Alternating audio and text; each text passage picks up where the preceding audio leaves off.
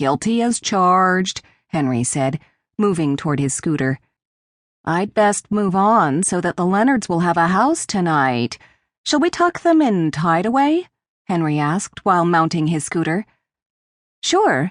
Maybe I should come help you, Sabrina said, although she knew Tideaway was probably in decent shape and would require only minimal efforts after Henry's sleepover. Just say we're upgrading them at no extra charge when you pick them up at the ferry, said Henry. As long as Detective Junkar's done with you for the moment, Neil said, you need to come to my office as... He was interrupted by the sound of a vehicle approaching. A navy blue Jeep came into view. Oh, no. Do we have curiosity creeps already? Junkar said, disgust rolling off his tongue. Sabrina knew what he meant by curiosity creeps. They were the people who considered a crime site a scenic view, a shrine to visit even years later. They were the ones who called in to talk shows night after night to ask questions about the crime investigation and trial, waiting hours on the line to get through.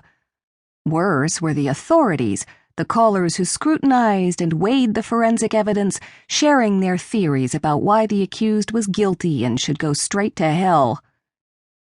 No, Sabrina said. That's Lila and Evan. They live over there, she said, pointing at the house.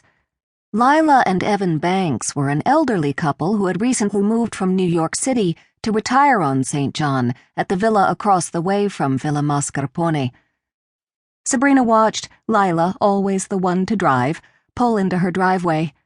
Within seconds, Lila was out of the Jeep, staring at the busy officers who were now swarming the driveway and outer yard like navy blue ants at a picnic. One was winding crime scene tape around the property line, cinching Villa Mascarpone at the waist. Evan emerged from the passenger door and went to hoist a plastic bag from Starfish Market out of the back seat. Sabrina heard him telling Lila, "Why don't I just bring the frozen stuff in the house while you run over and see what it's all about, dear?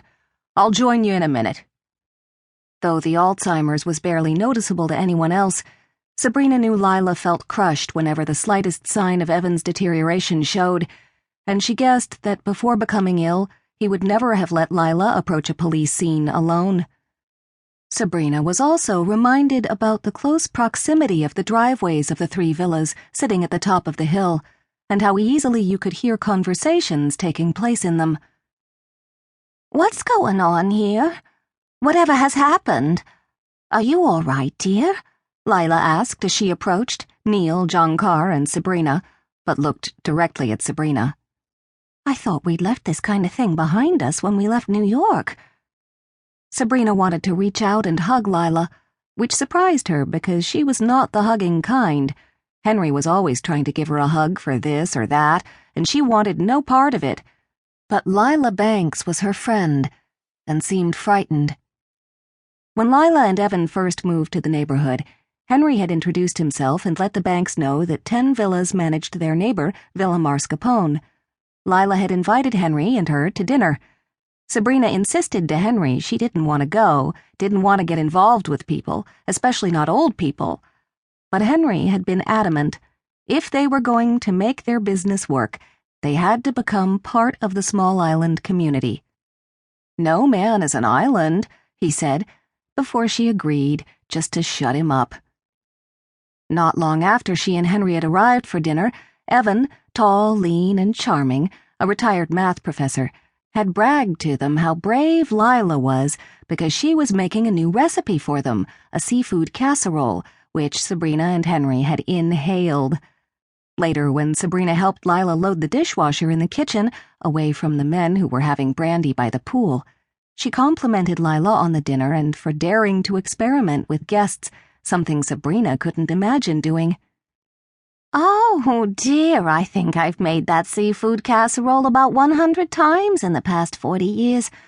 The secret is the Ritz crackers on top with loads of melted butter. Evan just doesn't remember. It's part of the Alzheimer's." Sabrina worried when Detective Jonkar took a step toward Lila, but his voice was surprising.